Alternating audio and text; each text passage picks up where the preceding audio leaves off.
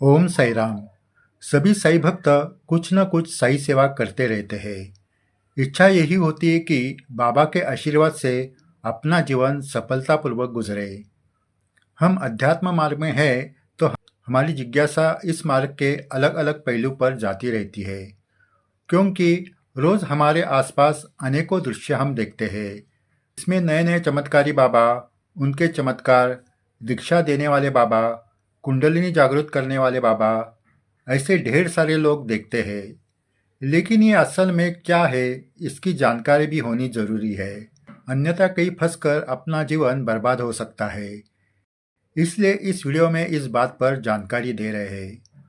अगर आपने ये चैनल सब्सक्राइब नहीं किया तो ज़रूर कीजिए और वीडियो के नीचे दिए गए थैंक्स बटन के द्वारा सही संदेश प्रचार को मदद कीजिए।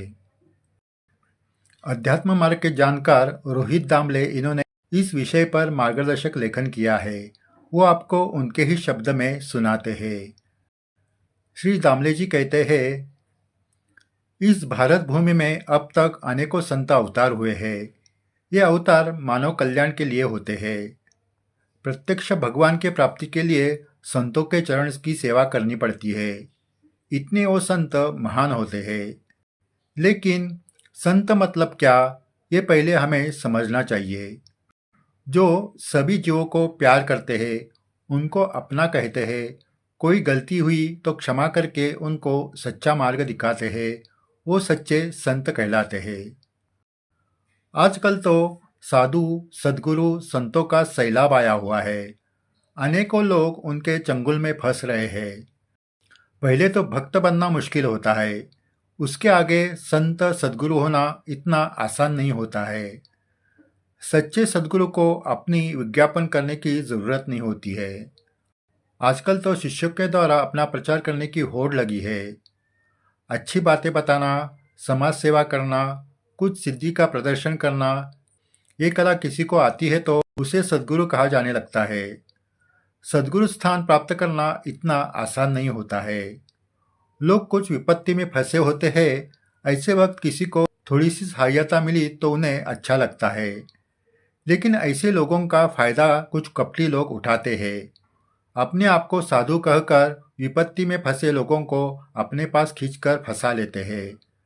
फंसने वाले लोग बस थोड़ी देर के लिए सुख की अनुभूति लेते हैं, लेकिन बाद में विपत्ति उनके सर पर वापस आ जाती है।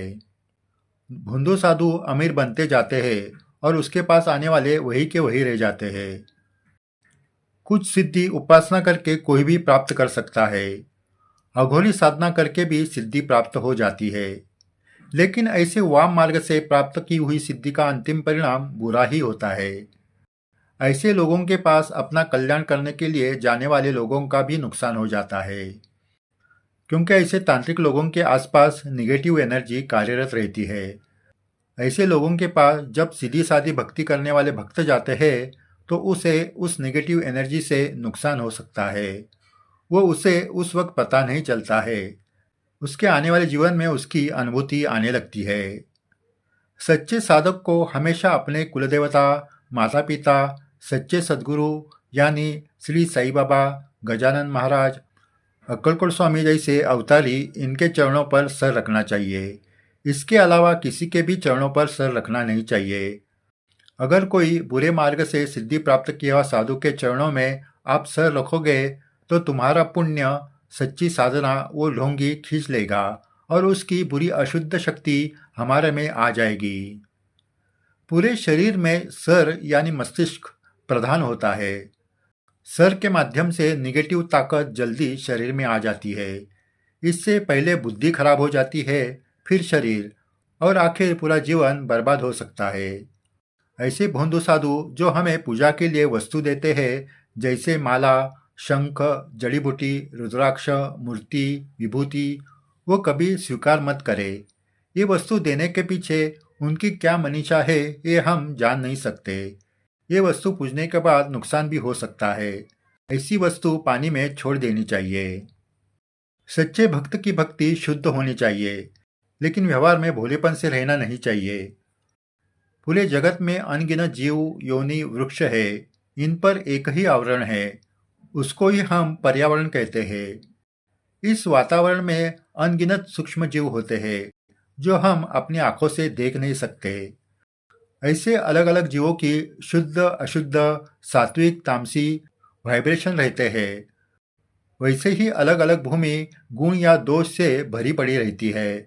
ऐसे जगह पर अनेकों वाइब्रेशन होते हैं, जैसे मंदिर, किसी संत अउलिया का समाधि स्थान, साधु की तपोभूमि। यहाँ जाने पर मन को शांति प्राप्ति होती है। तो तामसी नशेड़ी लोग, शमशान, टूटी फूटी जगह, इनके पास गए तो मन अशांत हो जाता है। शुद्ध स्थान पर जाना ठीक है, लेकिन बुरे लोग या स्थान का संपर्क न चाहते हुए भी कभी कभी आ सकता है। अगर अपनी सही भक्ति सच्चे मन से चालू है तो हमें तकलीफ कम होती है। नहीं तो ऐसे लोग या जगह जो नेगेटिव एनर्जी होती है वो हमारे शरीर में आ जाती है। फिर हम अपने आप ऐसे लोग या जगह की तरफ खींचे चले जाते हैं। इसलिए इनसे दूर रहे। आजकल गुरु किसको करे ये बड़ा सवाल है, क्योंकि 90% गुरु अपने अधूरे ज्ञान को बांट रहे हैं। जो खुद पूरे ज्ञानी नहीं, वो उच्च आसन पर बैठकर पोपट पंची कर रहे हैं। हजारों लोग ऐसे गुरु के पीछे दौड़ रहे हैं। ऐसे जगह धोखा हो सकता है। इसलिए जिनका पूरा चरित्र हमें मालूम है और ऐसे संत ने समाधि ली है, ऐसे जगतमान्य विभूति को गुरु मानना सबसे बेहतर है। औदुंबर, गाणगापुर जैसे दत्तस्थान अत्यंत पवित्र स्थान है।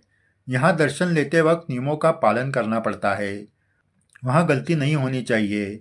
सामान्य लोग गलती कर सकते हैं। इसलिए हम जैसे सामान्य लोग श्री साई बाबा, गजानन महाराज, हुबली के सिद्धारूढ़ स्वामी, गोंदवलेकर महाराज, अक्कलकोट स्वामी, ऐसे संत महात्मा की सेवा करके अपने जीवन का कल्याण कर सकते हैं।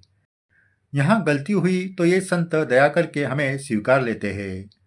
संसार और परमार्थ दोनों करना है, वो ऐसे स्थान जाकर पुण्य का संचय कर सकते हैं। ऐसे संतों के समाधि से सात्विक ऊर्जा निकलती रहती है। ऐसे समाधि का दर्शन, पूजन, तीर्थप्राशन जीवों का उद्धार करता है। आजकल कुछ गुरु विज्ञापन देकर कहते हैं कि लोगों को दीक्षा दी जाएगी, मंत्र दिया जाएगा, शक्तिपात दीक्षा दी जाएगी, कुंडलिनी जागृत की जाएगी। अरे भाई, ये क्या खेल है क्या? शक्तिपात ये सामान्य बात नहीं होती है। ये कोई ऐसा प्रसाद नहीं है कि पूजा के बाद सबको बांटा जाए। किसी को शक्तिपात दीक्षा देनी होती है तो उसका पहला आचरण देखा जाता है। उसकी इस जन्म की साधना और पिछले जन्म के कर्म और साधना, गुरु परंपरा, इन सब को देखकर शक्तिपात दीक्षा दी जाती है। ऐसी दीक्षा देने के बाद उस व्यक्ति के जीवन में जो परिणाम होता है, उसकी जिम्मेदारी उस गुरु को लेनी पड़ती है। शक्तिपात दीक्षा प्रारब्ध शुद्ध करने के लिए दी जाती है। मतलब उस व्यक्ति के सभी पाप हरण होने लगते हैं। पाप हरण होते वक्त कुछ भोग बाकी है तो उस व्यक्ति को कोई रोग जकड़ लेता है। उसके द्वारा पाप हरण होने लगता है। इसमें पेट की बीमारी, भोजन करने में तकलीफ होना, शौच के द्वारा खून निकलना ऐसी व्याधि हो सकती है। इसमें तैरकर जाना पड़ता है। देह को अनेक यातना से गुजरना पड़ता है। ऐसे वक्त जिसने उस व्यक्ति को शक्तिपात दीक्षा दी है, उसकी जिम्मेदारी होती कि वो उसे उस यातना को सहन करने की शक्ति दे। इस पर से आप जान सकते हैं कि शक्तिपात दीक्षा देने वाले गुरु भी कितने बड़े होने चाहिए। अगर गुरु में कोई भी कमी होगी तो उस साधक का राम नाम सत्य हो जाएगा। इसलिए ऐसे कठिन योग मार्ग पर श्री साईं बाबा कभी किसी भक्त को जाने नहीं देते थे, क्योंकि साधारण जीव के कर्म जटिल होते हैं। पहले वो ठीक करने के लिए भक्ति मार्ग का अपनाना कल्याणकारी होता है। कुछ ढोंगी साधक कुंडलिनी जागृत करने का प्रयास करते रहते हैं, लेकिन ऐसे सर पर हाथ रखकर किसी की कुंडलिनी जागृत करने पर अनेकों साधक पागल हुए हैं या पागलपन के दौरे पड़े हैं, ऐसे देखा गया है। कुंडलिनी जागृत करना साधारण बात नहीं होती है।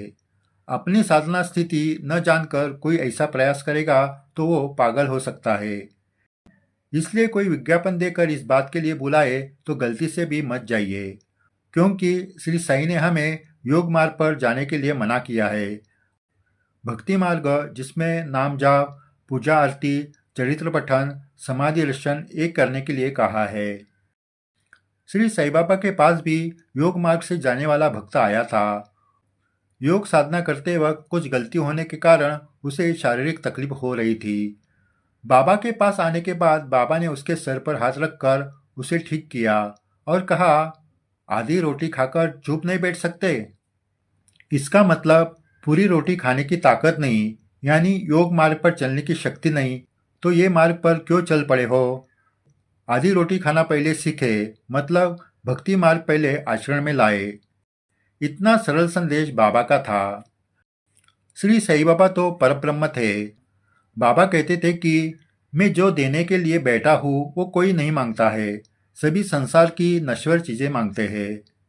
श्री साईं बाबा फिर भी सभी भक्तों की इच्छा पूरी करते हैं, क्योंकि उनकी इच्छा होती है कि भक्त परमार्थ मार्ग की एक एक सीढ़ियाँ चढ़कर उनके पास आए। शक्तिपात दीक्षा या कुंडलिनी जागृति जैसे शॉर्टकट से भगवान की प्राप्ति करने का प्रयास घातक है। बाबा ने कहा है वैसे भक्ति मार्ग का रास्ता चुने, वही हमारे लिए कल्याणकारी है। बाबा ने 2 मंत्र दिए हैं, श्रद्धा और सबूरी। बस यही दक्षिणा बाबा को दीजिए, आपका कल्याण होगा। आगे भी इस विषय पर वीडियो बनाए जाएंगे। अगर आपने चैनल सब्सक्राइब नहीं किया तो जरूर कीजिए और वीडियो के नीचे दिए गए थैंक्स बटन के द्वारा सही संदेश प्रचार कार्य को मदद कीजिए। जय साईं राम।